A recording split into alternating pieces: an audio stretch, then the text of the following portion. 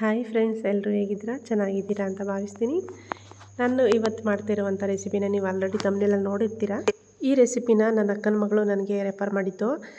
ಅಲ್ಲಿ ದೇವ್ರ ಸನ್ನಿಧಿಲಿ ಬಂದು ಭಟ್ರು ಮಾಡ್ತಿದ್ರಂತೆ. ಅಲ್ಲಿ ನೋಡ್ಕೊಬಂದು ನನಗೆ ಈ ರೆಸಿಪಿನ ಹೇಳಿದ್ಲು, ಮಾಡಿ ಆಂಟಿ ಚೆನ್ನಾಗಿರ್ತದೆ ಅಂತೇಳಿ. ಅವಳದು ಒಂದು ಯೂಟ್ಯೂಬ್ ಚಾನಲ್ ಇದೆ, ಜ್ಯೋತಿ ಈಜಿ ರೆಸಿಪಿ ಅಂತ ಹೇಳಿ. ಅವಳು ಯೂಟ್ಯೂಬ್ ಚಾನಲಲ್ಲಿ ನೀವು ಸರ್ಚ್ ಮಾಡ್ಬೋದು. ಅವಳು ಕೂಡ ತುಂಬ ಒಳ್ಳೊಳ್ಳೆ ವೀಡಿಯೋಗಳನ್ನ ಹಾಕ್ತಿರ್ತಾಳೆ. ಹಾಗೆ ಬಂದು ಈಗ ವರಮಹಾಲಕ್ಷ್ಮಿ ಹಬ್ಬ ಹತ್ರ ಬರ್ತಿದೆ. ನಿಮ್ಮಲ್ಲಿ ಯಾರಾದರೂ ವರಮಹಾಲಕ್ಷ್ಮಿ ಹಬ್ಬ ಮಾಡ್ತಿರೋರಿದ್ದರೆ ನೀವು ವರಮಹಾಲಕ್ಷ್ಮಿ ಮಹತ್ವ ಏನು, ಆ ವರಮಹಾಲಕ್ಷ್ಮಿ ಹಬ್ಬನ ಹೇಗೆ ಆಚರಿಸ್ಬೇಕು ಅಂತೇಳಿ ಡೀಟೇಲಾಗಿ ಹೇಳ್ಕೊಟ್ಟಿದ್ದಾಳೆ. ಆ ವಿಡಿಯೋ ಲಿಂಕನ್ನು ನಾನು ಡಿಸ್ಕ್ರಿಪ್ಷನ್ ಬಾಕ್ಸಲ್ಲಿ ಹಾಕಿರ್ತೀನಿ, ನೀವು ಒಂದು ಸಲ ಹೋಗಿ ಚೆಕ್ ಮಾಡಿ. ಬನ್ನಿ ಇವಾಗ ನಾವು ನುಗ್ಗೆ ಸೊಪ್ಪನ್ನು ಬಜ್ಜಿ ಮಾಡೋಣ.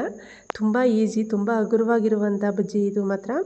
ನಾವು ಈ ನುಗ್ಗೆ ಸೊಪ್ಪನ್ನ ನಾವು ಊರುವಂಗಿಲ್ಲ, ಇದನ್ನೆಲ್ಲ ಎಲೆ ನಾವು ಕಿತ್ಕೊತೀವಲ್ಲ, ಆ ರೀತಿ ಎಲ್ಲ ಮಾಡೋವಂಗಿಲ್ಲ. ನಾವು ಒಂದೊಂದು ಕಾಳು ಏನಿದೆ ಈ ರೀತಿ ಬುಚ್ಚಿ ಇಟ್ಕೋಬೇಕು. ನೋಡಿ, ಈಗ ಒಂದೊಂದೇ ಎಲೆ ಈ ರೀತಿ ನಾನು ನಮಗೆ ಯಾವ ಸೈಜಲ್ಲಿ ಬೇಕೋ ಆ ಸೈಜಿನ ಎಲೆನ ನಾವು ಬುಡ್ಸಿಟ್ಕೋಬೇಕಾಗುತ್ತೆ.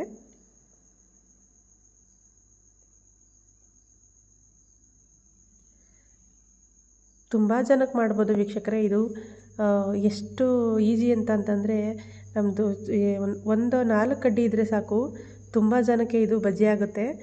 ನಾವು ಈ ಬೋಂಡ ಬಜ್ಜಿ ಎಲ್ಲ ಬೇಜಾರಾಗಿಬಿಟ್ಟಿರುತ್ತೆ ತಿಂದು ಅನ್ನೋ ಟೈಮಲ್ಲಿ ನಾವು ಈ ರೀತಿ ಮಾಡಿಟ್ಕೋಬೋದು, ಆರಾಮ್ಸೆ ಮಾಡ್ಬೋದು. ತುಂಬ ಹಗುರವಾಗಿರುತ್ತೆ. ತಿನ್ನಬೇಕಾದ್ರೂ ಅಷ್ಟೇ ನಮಗೆ ಬೇರೆ ಬೇರೆ ನಾವು ಮೆಣಸಿಕಾಯಿ ಬಜ್ಜಿ, ಹೀರೆಕಾಯಿ ಬಜ್ಜಿ ಈ ಥರ ಎಲ್ಲ ತಿಂತೀವಲ್ಲ, ಆ ರೀತಿ ಎಲ್ಲ ಏನು ಒಳಗಡೆ ಸಿಗೋಲ್ಲ. ವೆಯ್ಟ್ಲೆಸ್ ಅಂತಲೇ ಹೇಳ್ಬೋದು. ಒಂದು ಸಲ ಇದನ್ನು ತೊಳೆದಿಟ್ಕೊಳ್ಳೋಣ ನಾವು. ನೋಡಿ, ಇದು ಮೈಸೂರು ಸಿಲ್ಕ್ ಸೀರೆ ನೋಡಿದ್ದೀರಲ್ವ ನೀವು? ಸಾಮಾನ್ಯವಾಗಿ ನೋಡಿರ್ತೀರಿ ಬಿಡಿ, ಎಲ್ಲರೂ ನೋಡಿರ್ತೀವಿ ಮೈಸೂರು ಸಿಲ್ಕ್ ಸೀರೆನ. ಅದೇ ರೀತಿ ನುಗ್ಗೆ ಸೊಪ್ಪು ಅಂತ ಹೇಳ್ಬೋದು. ಮೋಸ್ಟ್ಲಿ ಆ ಮೈಸೂರು ಸಿಲ್ಕ್ ಸೀರೆನ ನುಗ್ಗೆ ಸೊಪ್ಪನ್ನು ನೋಡಿ ಮಾಡಿದ್ದಾರೆ ಅನಿಸುತ್ತೆ. ಆ ಥರ ನೀರು ತಗೊಳ್ಳಲ್ಲ ಇದು. ನಾನಿಲ್ಲಿ ಒಂದು ಬೌಲ್ ಕಡಲೆ ಹಿಟ್ಟನ್ನು ಹಾಕ್ಕೊತೀನಿ. ಹಾಗೆ ನಿಮಗೆ ಖಾರಕ್ಕೆ ಎಷ್ಟು ಬೇಕೋ ಅಷ್ಟನ್ನು ನೀವು ಅನುಗುಣವಾಗಿ ನೀವು ಖಾರ ಹಾಕ್ಕೊಳ್ಳಿ. ಹಸಿಮೆಣಸಿಕಾಯಿ ಖಾರ. ಹಾಗೆ ನಾನಿಲ್ಲಿ ಒಂದು ಅರ್ಧ ಸ್ಪೂನು ಗರಂ ಮಸಾಲ ಹಾಕ್ಕೊತಿದ್ದೀನಿ. ಹಾಗೆ ಇಲ್ಲಿ ಅಜ್ವಾನ ಹಾಕ್ಕೊತಾ ಇದ್ದೀನಿ, ಒಂದು 1/4 ಟೇಬಲ್ ಸ್ಪೂನಷ್ಟು ಅಜ್ವಾನ ಹಾಕ್ಕೊತಾ ಇದ್ದೀನಿ. ಹಾಗೆ ನಾನು ಸ್ವಲ್ಪ ಉಪ್ಪು ಹಾಕ್ಕೊತಾ ಇದ್ದೀನಿ, ರುಚಿಗೆ ತಕ್ಕಷ್ಟು ಉಪ್ಪು. ನಿಮಗೆ ಎಷ್ಟು ಬೇಕಷ್ಟು ಹಾಕ್ಕೊಳ್ಳಿ. ನಿಮಗೆ ಹಿಟ್ಟು ಅದಕ್ಕೆ ಏನು ತಗೋತೀರೋ ಅದನ್ನು ಅಷ್ಟು ಹಾಕ್ಕೊಳ್ಳಿ ನೀವು ಉಪ್ಪನ್ನ. ನಾವು ಹಂಗೆ ಒಂದು ಸ್ವಲ್ಪ ಮಿಕ್ಸ್ ಮಾಡಿ ಹಂಗೆ ಸ್ಪೂನಲ್ಲಿ. ಆನಂತರ ನಾವು ನೀರು ಹಾಕ್ಕೊಂಡು ನೀಟಾಗಿ ಬಜ್ಜಿ ಅದಕ್ಕೆ ಏನು ಬೇಕೋ ಆ ಬಜ್ಜಿ ಅದಕ್ಕೆ ನಾವು ನೀಟಾಗಿ ಕಲಿಸ್ಕೊಬೇಕು. ಸ್ವಲ್ಪನೇ ನೀರು ಹಾಕ್ಕೊಂಡು ಈ ರೀತಿ ಕಲಸಿಟ್ಕೊಳ್ಳೋಣ. ಒಂದೇ ಸಲ ನೀರು ಹಾಕಿದ್ರೆ ಅದಾಗ ಗೊತ್ತಾಗದೆ ಹೋಗುತ್ತೆ. ಅದರಿಂದ ನಾವಿಲ್ಲಿ ಸ್ವಲ್ಪನೇ ನೀರು ಹಾಕ್ಕೊಂಡು ಕಲಿಸ್ಕೋಬೇಕು.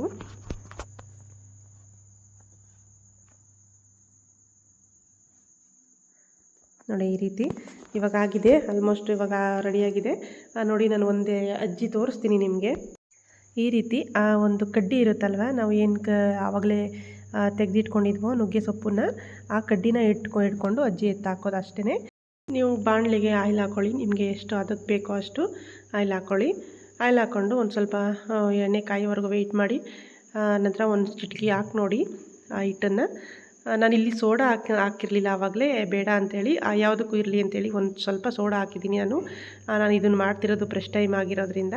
ಈ ರೀತಿ ನಾವು ಮೆಣಸಿಕಾಯಿ ಬಜ್ಜಿನ ಕಡ್ಡಿ ತೊಟ್ಟಿನಿಟ್ಕೊಂಡು ಹೆಂಗೆ ಎತ್ತಾಕ್ತೀವೋ ಎಣ್ಣೆಗೆ, ಅದೇ ರೀತಿ ನಾವು ಇಲ್ಲಿ ಎತ್ತಾಕೊಬೇಕು. ಅಜ್ಜಿ ಕಡ್ಡಿ ಹಿಡ್ಕೊಂಡು ನೋಡಿ ಎಷ್ಟು ಚೆನ್ನಾಗಿ ಬರುತ್ತೆ ಅಂತಂದರೆ, ನಾನು ಮಾಡ್ತಿರೋದು ಕೂಡ ಇದೇ ಫ್ರೆಶ್ಟು. ತುಂಬ ರುಚಿಯಾಗಿ ಬಂದಿದ್ದು ಮಾತ್ರ ಚೆನ್ನಾಗಿರುತ್ತೆ. ನಾವು ಗರಂ ಮಸಾಲ ಅಜ್ವಾನ ಎಲ್ಲ ಜೊತೆಗೆ ಹಾಕೋದ್ರಿಂದ ತುಂಬ ರುಚಿಯಾಗೂ ಕೂಡ ಇರುತ್ತೆ.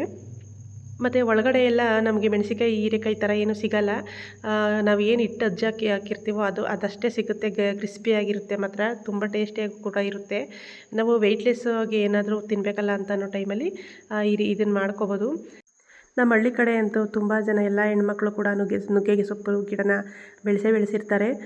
ಯಾರಾದರೂ ಸಡನ್ಲಿ ನೆಂಟರು ಬಂದರೆ ಆರಾಮಾಗಿ ಹಿಂದೆಗಡೆ ಕಿತ್ಕೊಬಂದು ಆರಾಮ್ಸೆ ಬೇಗನೆ ಮಾಡಿ ಸ್ಪೆಷಲಾಗಿ ಹೊಸ್ದಾಗಿರುತ್ತೆ ಕೂಡ ಈ ಬಜ್ಜಿ.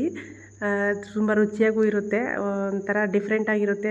ಮಾಡ್ಬೋದು, ಬೇಗನೆ ಮಾಡಿ ಕೊಡ್ಬೋದು ನೆಂಟರಿಗೂ ಕೂಡ. ಹಾಗೆ ಹೆಲ್ತ್ಗೂ ಕೂಡ ತುಂಬಾ ಒಳ್ಳೆಯದು ನುಗ್ಗೆ ಸೊಪ್ಪು ತಿನ್ನೋದ್ರಿಂದ. ನಾನು ಮಾಡಿರುವಂಥ ವಿಡಿಯೋ ನಿಮ್ಮೆಲ್ಲರಿಗೂ ಇಷ್ಟ ಆದರೆ ಒಂದು ಲೈಕ್ ಮಾಡಿ, ಶೇರ್ ಮಾಡಿ, ಸಬ್ಸ್ಕ್ರೈಬ್ ಮಾಡಿ. ಹಾಗೆ ನನ್ನ ವೀಡಿಯೋನ ಯಾರಾದರೂ ಮೊದಲನೇ ಸಲ ನೋಡ್ತಿದ್ರೆ ದಯವಿಟ್ಟು ಸಬ್ಸ್ಕ್ರೈಬ್ ಮಾಡಿಕೊಂಡು ನನ್ನ ವೀಡಿಯೋನ ನೋಡಿ.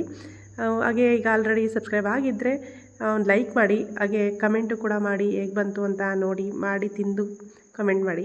ನನ್ನ ವೀಡಿಯೋನ ಇಲ್ಲಿವರೆಗೂ ನೋಡಿದ್ದಕ್ಕೆ ಥ್ಯಾಂಕ್ ಯು ವೀಕ್ಷಕರೇ. Thank you so much.